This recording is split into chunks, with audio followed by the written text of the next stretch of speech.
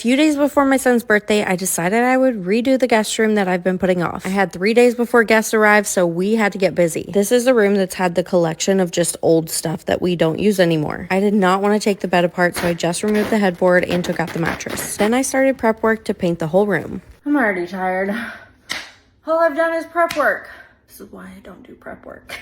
Have you ever seen this before? I had recently learned to start caulking between the ceiling and the walls when you have textured walls. It gives you a flat surface to paint on, and let me tell you, it's amazing. So I've been dying to use a taupe color in my house, but just didn't know where to put it, so I decided to go all out in here. Oh, and by the way, this is Poised Taupe by Sherwin-Williams. Literally the perfect taupe. And by all out, I mean monochrome. Literally everything but the ceiling I painted. So this bed frame was the first one we ever got when we got married.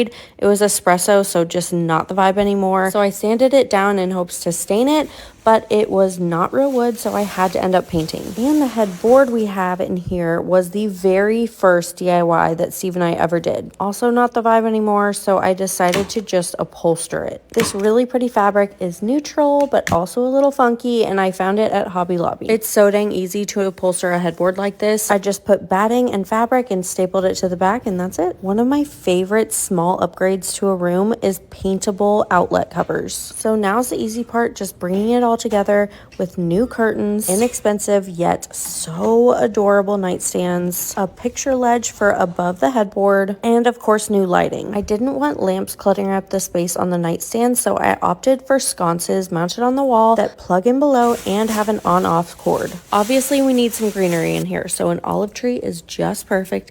This one is 6 foot tall, really full and beautiful. I was trying to think about what guests really want in a guest room, so I found a wireless charging alarm clock, so if anyone forgets their cord, they can charge it on there. Honestly, that was a lot for 3 days. I was rushing to finish at the end, but a few weeks later I found out I was pregnant, and so now we are completely redoing this room again into a nursery. So stay tuned for that. It's going to be so good.